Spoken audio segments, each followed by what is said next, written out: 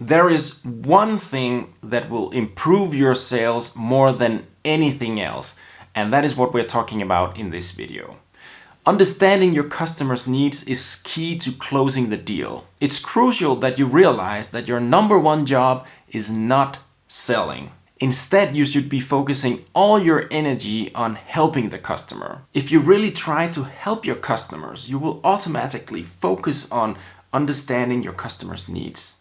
When you understand those needs, it will be much easier to actually match them to a solution that you offer. In this video, I will tell you exactly how to understand your customers' needs. I will share 3 questions that you can ask your customers to get a really good understanding of their needs. In the second part of the video, I will tell you what steps you need to take in order for you to close the deal. If you're new to this channel, welcome. My name is Bobby and I'm an experienced entrepreneur. I built a 7-figure software company and I sold that company a couple of years ago. Now I'm trying to help others achieve success as well. If you haven't already, remember to hit that subscribe button and turn on the notifications so you won't miss any videos in the future. Before we move on, you might think, why should I spend time on interviewing my customers or asking them questions? Well, there's mainly 2 reasons for you to do that. The first reason is that you need to know what needs your customers have in order for you to actually match those needs with the best solution. If you haven't spent time on understanding your customers' needs, it will be very difficult for you to actually match a solution with the customer. In other words, it will be very difficult for you to close the deal with the customer. The second reason why you should ask questions and get a better understanding of your customer is because you need to get the background story. You need to understand what kind of emotional background the customer is coming from. Let's say you're selling cars. There's a very big difference between a customer who's looking to buy a car because they are expanding their family and a customer who's about to buy a Porsche because it's always been a dream. In these scenarios, the emotional backgrounds are very different. And the way that you should handle each customer is also very different. Alright, let's get to the first question. The first question is, why are you in the market for this product? Well, let's assume that you're selling cars. Then you would ask the customer, why are you looking to buy a new car? Is the customer looking for a bigger car than they already have in order to fit more children in the car? Or is it a customer that is looking for a fast Italian sports car? The reason why you're asking this specific question is because you need to group the needs for the customer. Understanding the context and the background, the reason why the customer is looking for a new car, will help you identify what kind of car that you should offer to the customer. The same goes with any other product.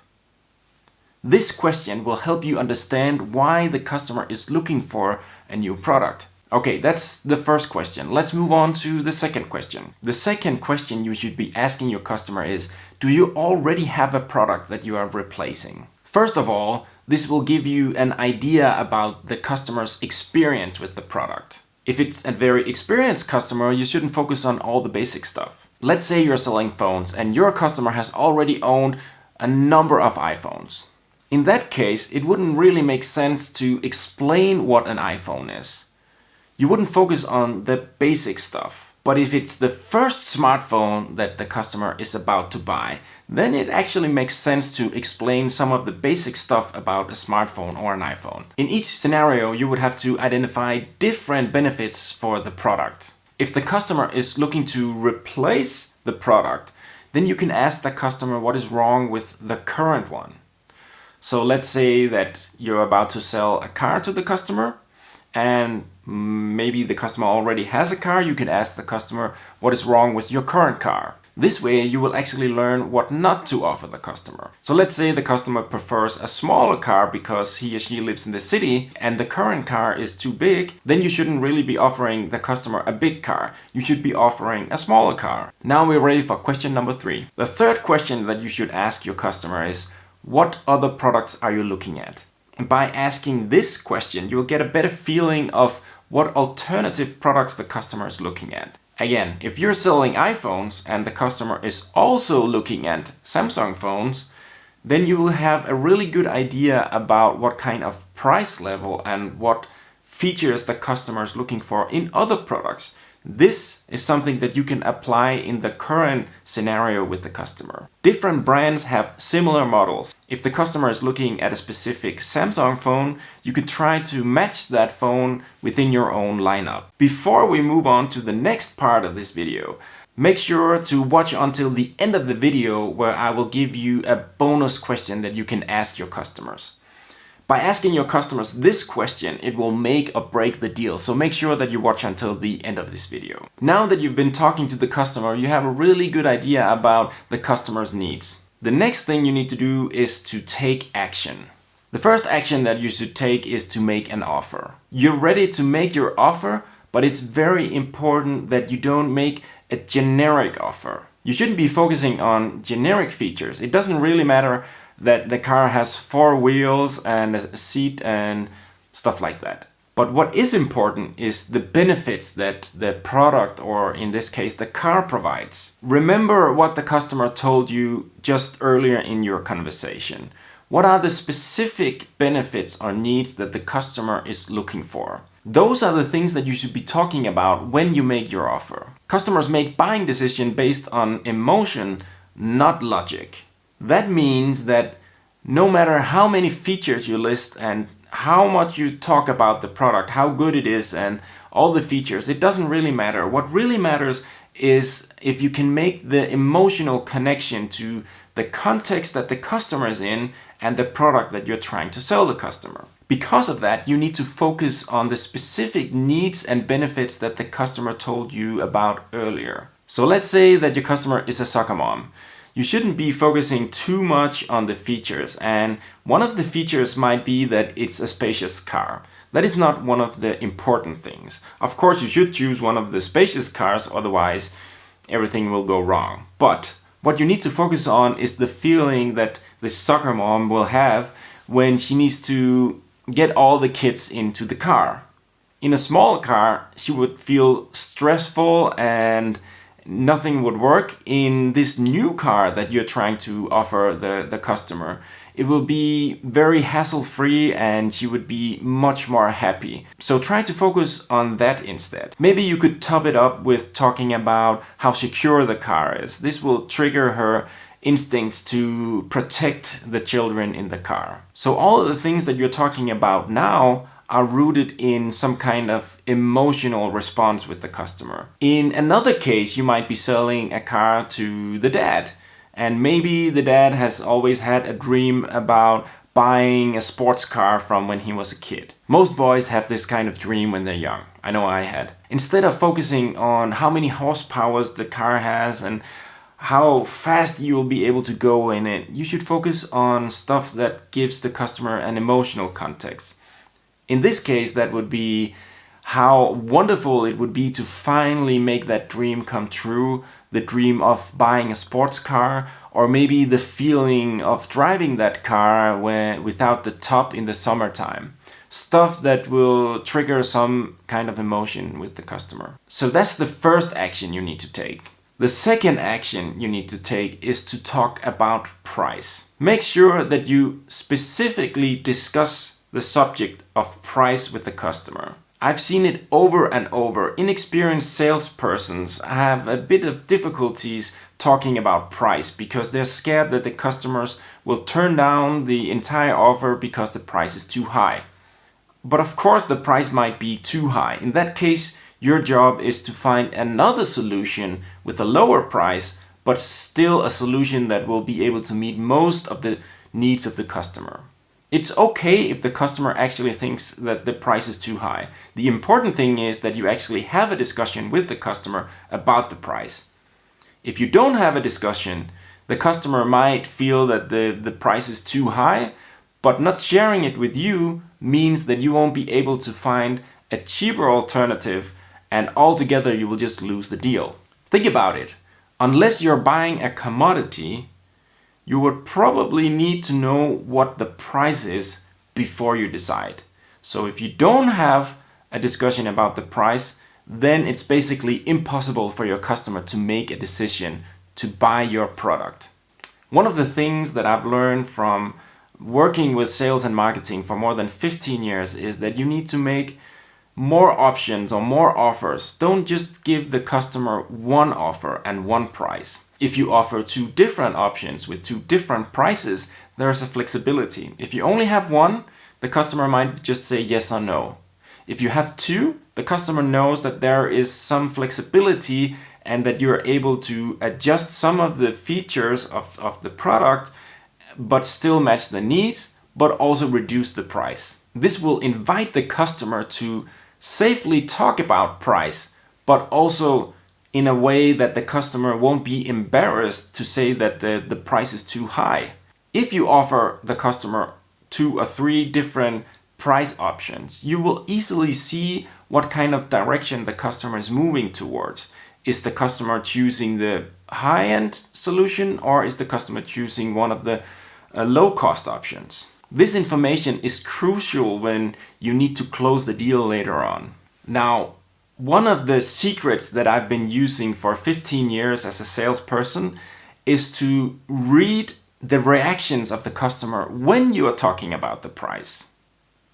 Not talking about the price will not give you any clue to where the customer is in terms of price, but actually talking explicitly about the price and being able to read the expressions on the customer's face, in the customer's voice, is paramount when you need to close the deal. So make sure that you are trying to respond to what the customer is showing you, not saying, because most people won't admit that the price could be a problem for them. So instead, you should be looking at how they're responding. How is their body language? What is their facial expression? Are they looking nervous? Are they looking relaxed? What kind of signals is the customer sending you? A lot of the time we can't do this face to face, and I've done it 1,000 times over the phone. So what I would be doing is that I would just really listen when I talked about the price and I told them what the price was. I just listened. If there was nothing in the other end, if there was just silence, then I would be pretty sure that the price was too high. If the customer continued to talk in a calm way, I would know that the price didn't bother him or her. So being able to read the response of your customer is key when you need to close a deal. Alright, now it's time to hear from you guys. What do you think? Is it difficult to talk about price? Do you always remember to talk about price? If you do so, please write yes in the comments, and if you don't talk about price and you might find it a bit uncomfortable, please write no in the comments below. Drop a comment and share your thoughts. The third action that you should be taking after you've asked all the right questions is to make sure that you have very clear instructions for the customer. This might sound a little funny, but what you need to do is you need to explain them quite in detail actually how they can complete the deal. Are you going to send them an email with an offer that they can reply to? Or will you be able to sign a contract immediately? Or would they be able to go online and pay online? Or what kind of process is there for the customer to actually complete this deal? If the customer doesn't really know how to complete the deal, then you might lose the deal altogether. As a part of actually giving the customer clear instruction, you should also ask for the business.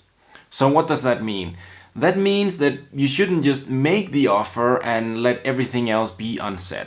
If the customer needs to sign a contract, a document right there and now, you should actually ask the customer if they're ready to sign the contract now. This sounds super simple, I know, but if you don't do it, chances are that you won't close the deal. If you don't ask the customer to sign a contract right away, they might just leave your store and buy the product somewhere else. It's not difficult to ask for the business. You're not asking them a big question. You're simply asking them if they're ready to sign the document right away. No matter how the customer responds, it's very important that you always keep the initiative. It's important that you stay proactive. Never let it be up to the customer to do something. Always make sure that everything is ready for the customer to do the most simple thing, just to give you the acknowledgement, write you the email that they confirm the deal or sign the document, whatever. Don't sit on your hands and wait for the customer to do something. Don't wait for the customer to take the final step. Always be proactive. Sometimes the customer isn't ready to sign yet, and that's actually okay. Some of the reasons could be that they are waiting for a price from a competitor, or maybe they have unanswered questions. Your job is to understand the customer's needs better than the competition and match your solution to the customer's needs. And on top of that, you also need to be on point in terms of price. If you do all those things, it doesn't really matter what the competition does. You will be better and you will win the deal. Sometimes the customer isn't ready to sign the contract immediately. What you can do in that case is to ask the customer if he or she has unanswered questions. Unanswered questions might be blocking the decision of the customer. If the customer has unanswered questions, they probably won't sign the contract right away. The best way for you to respond is to simply ask them. This way you aren't really pushy, you're just trying to help them. So when they tell you what kind of unanswered questions they have, your main job is to answer those questions and then repeat the same question. Ask for the business. If you've answered all the questions and the customer still needs time to think, that is also okay. But remember to be proactive. Don't wait for the customer to call you back. Ask the customer when it would be appropriate to do a follow-up. Would it be in a couple of days? Would it be in a week? The important thing to keep in mind here is that you need to stay in control. Okay, that was the main actions that I want you to take when you got all the needs of the customer under control. Now it's time for the bonus question. As I promised you, I will share another question that is really important for you to ask your customers. The question is very simple. What you need to ask your customer is when they need the product. If you don't ask this question, you don't really know if the customer is in a hurry. And if you don't know if the customer is in a hurry and you're taking your time, the customer might go and buy the product somewhere else because you forgot to ask the very simple question. So remember to ask this question, it's very crucial, and I know for a fact that this question is something that people forget to ask all the time. Maybe you have the perfect understanding of what the customer really wants, but you forgot to ask the simple question, when do you need the product? Everything is okay, except you won't be able to deliver the product in time. If this is the case, you lose everything just based on the very simple fact that you can't deliver the product in time. Depending on what kind of product or maybe service that you are offering, this question might actually be one of the first things that you need to ask your customer. Because if you can't deliver it in time, nothing else matters. I hope you learned something in this video, and if you want to watch more videos, click on one of the videos that you see right here. If you haven't already, remember to hit that subscribe button and turn on the notifications so you won't miss any videos in the future. Thank you so much for watching. I will see you in the next one.